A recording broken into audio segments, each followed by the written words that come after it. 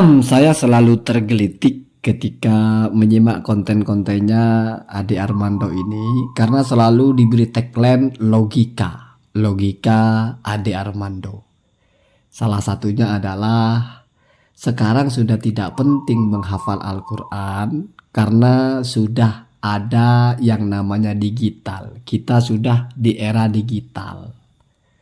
Al-Quran itu sudah bisa tersimpan di handphone, tersimpan di drive, dimanapun. File-file itu sudah bisa menyimpan Al-Quran. Bahkan lebih maju dari sebatas tulisan. Karena kalau tulisan kan nggak ada bunyinya. Kalau Al-Quran dalam bentuk file kan sudah ada bunyinya, audio. Sekarang mari kita bermain-main dengan logika. Kira-kira ini pertanyaan sederhana. Kalau misalnya kita ini makanan pokoknya adalah beras. Lalu ada satu iklim atau ada satu keadaan di mana beras ini terancam habis. Kita akan mengalami krisis beras. Maka apa kira-kira langkah yang diambil? Yaitu membudidayakan atau mencoba menanam makanan pokok alternatif, di mana pikiran waras namanya alternatif itu pasti grade-nya di bawahnya. Mungkin bisa jagung, mungkin bisa singkong. Tidak mungkin di atasnya beras, karena kalau di atasnya bukan alternatif. Itu logika pertama. Yang kedua, semua orang sepakat yang namanya menghafal tetap lebih keren daripada tidak hafal. Ini orang tolol juga tahu itu. Betapa kita mengagumi orang-orang yang misalnya hafal angka-angka sempoa atau apa. Orang yang bisa berhitung pakai kalkulator karena kan dia tidak hafal penjumlahan itu. Masih di bawahnya daripada orang yang bisa berhitung tanpa kalkulator. Berarti dalam dirinya itu ada kecerdasan dan otomatis dia menghafal angka-angka itu sehingga dia bisa hafal tanpa media. Itu saya kira Pak Armando juga juga sepakat, lebih keren Pak. Lebih elegan. Orang yang ditanya apapun itu mesti baca dulu. Jauh di bawahnya orang yang ditanya apapun itu dia hafal jawabannya.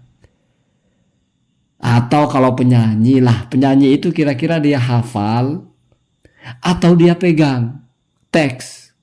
Lebih keren yang hafal, walaupun ada yang mungkin masih pegang ya. Jadi kita tahu bahwa grade pertama itu menghafal. Lalu alternatifnya adalah kalau tidak bisa menghafal ya membaca. Nah maka mari saya tarik kepada kronologis ya biar sinkron ya. Dulu di masa Sayyidina Abu Bakar As-Siddiq itu ada namanya perang Yamamah, memerangi Musailamah Al-Kadzab.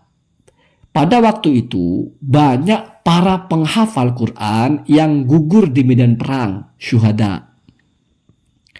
Artinya apa Pak? Server-server utama Al-Quran yaitu yang ada di suduri ashabin Nabi, di hati atau di kepala para sahabat itu, para hufat itu, mereka berguguran. Berarti terancam Al-Quran ini punah. Kita samakan dengan beras lah, makanan pokok tertinggi. Ada satu keadaan beras terancam, maka butuh alternatif agar kita tetap bisa hidup.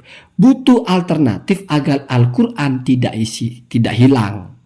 Diusulkanlah oleh Sayyidina Umar. Jadi keliru kalau mushaf utuh pertama di Sayyidina Utsman itu keliru. Di Sayyidina Abu Bakar sudah ada mushaf yang utuh itu. Diusulkan oleh Sayyidina Umar untuk mengumpulkan semua tulisan-tulisan Al-Quran yang terpencar-pencar itu menjadi satu mushaf. Dan memang hanya satu pada waktu itu. Maka disuruhlah Zaid bin Sabit untuk menuliskan itu. Dan setelah jadi dipegang oleh Sayyidina Abu Bakar.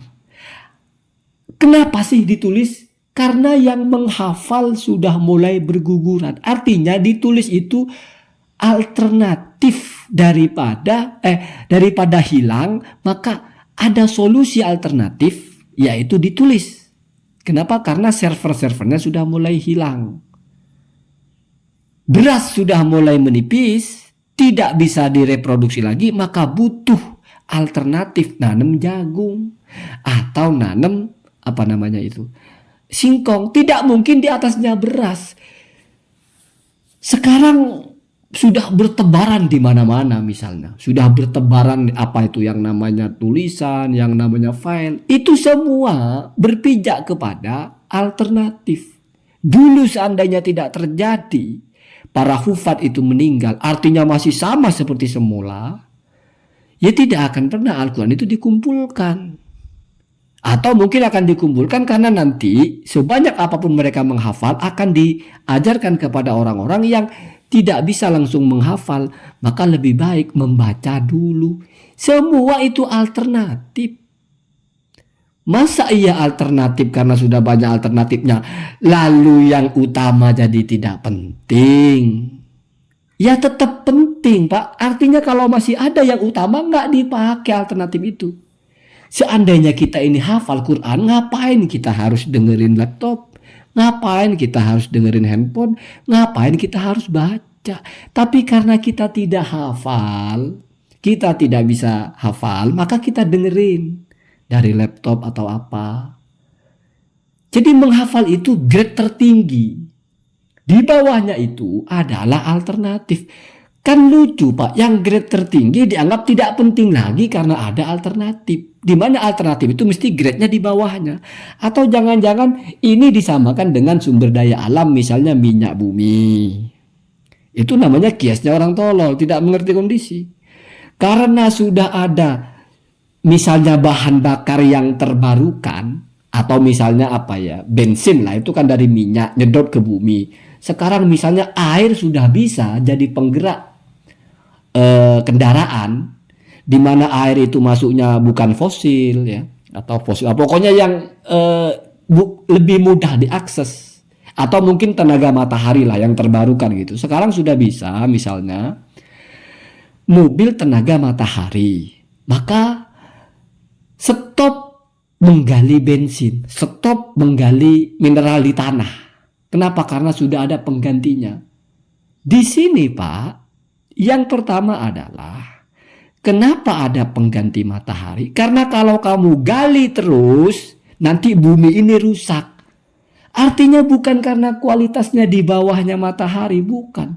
Tapi karena kalau kamu terus-menerus menggali itu, bumi rusak, satu. Yang kedua, bisa jadi menggalinya lebih mahal.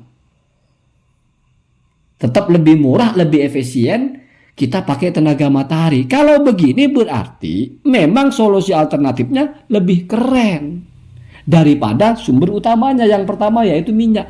Apa menghafal Quran mau disamakan dengan minyak itu? Sementara kitab yang sudah tertulis atau flash disk atau apa itu mau dianggap itu seperti yang terbarukan gitu. Sehingga karena sudah ada yang terbarukan jadi tidak penting. Ingat, Pak, minyak itu bukan menjadi tidak penting, tapi berbahaya kalau digali terus. Apakah Al-Quran kalau dihafal terus berbahaya? Ini logika namanya. Kalau kamu mau membandingkan dua hal, jangan terjebak kepada kias ma'al farik. Membandingkan dua hal yang tidak sama. Sesat itu, sesat pikir namanya. Kita ini dibanjiri dengan mushaf Al-Quran karena kita tidak bisa menjangkau yang utama, yaitu hafal. Makanya kalau mau ngaji harus baca. Kalau mau dengerin Al-Quran, mau dengerin dari kawan kita, dia juga nggak hafal. Makanya kita setel kaset. Seandainya kawan kita hafal, kita dengerin dari dia. Itu sumber utamanya. Saya kira tetap kita lebih manusiawi lah. Kamu memangnya lebih enjoy denger Quran dari kaset daripada denger dari orangnya langsung? Jawab aja pakai, nggak usah logika-logikaan lah. Tidak pernah, Pak, yang namanya grade pertama itu menjadi tidak penting karena ada grade nomor 2. Justru grade nomor 2 ini penting karena grade pertama tidak ada. Ingat-ingat, penulisan Al-Quran itu adalah dipicu oleh ketidakadaan yang hafal. Artinya yang utama tidak ada emas, sekarang tinggal perak. Ya sudah, perak nggak apa-apa. Nggak ada perak, perunggu ya nggak apa-apa. Apa kalau sudah banyak perak, sudah banyak perunggu, emas menjadi tidak penting? Ya nggak, Pak, tetap penting itu.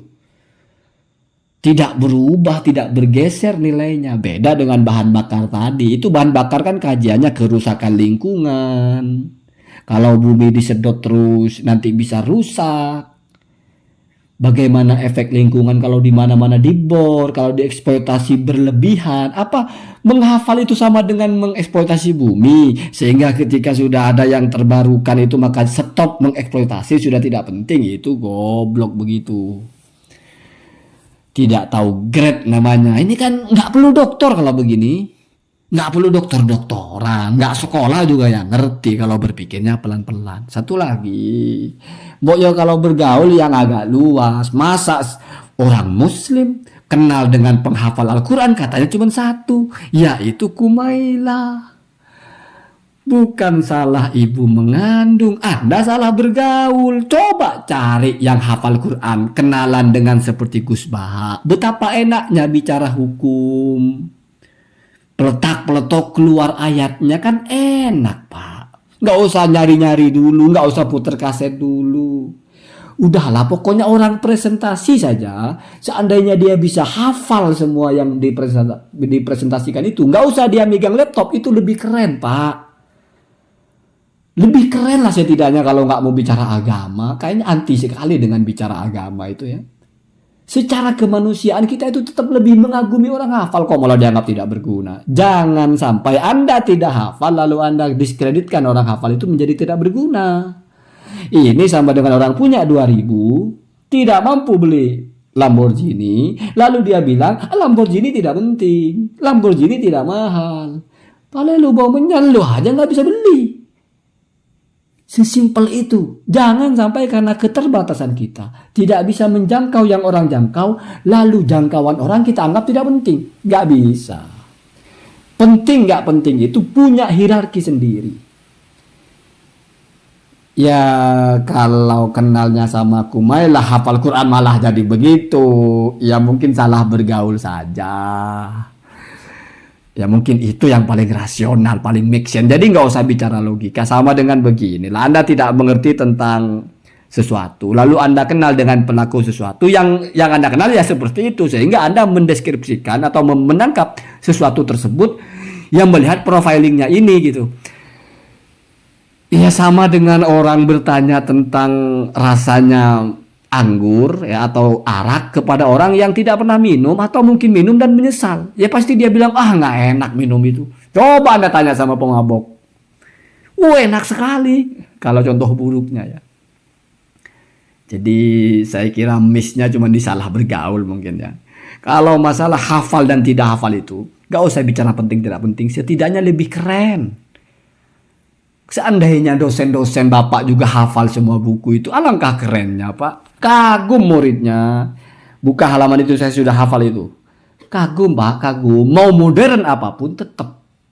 Kalau Anda tidak bergantung kepada alat, tidak bergantung kepada teks, tidak bergantung kepada file, itu kodok juga paham, itu lebih keren. Daripada yang dikit-dikit nyari buku dulu nggak hafal.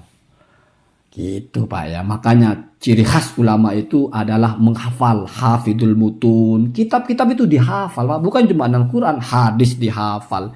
Puluhan ribu hadis, ratusan ribu hadis. Ya begitu ya. Allahumma hdina hadasabil.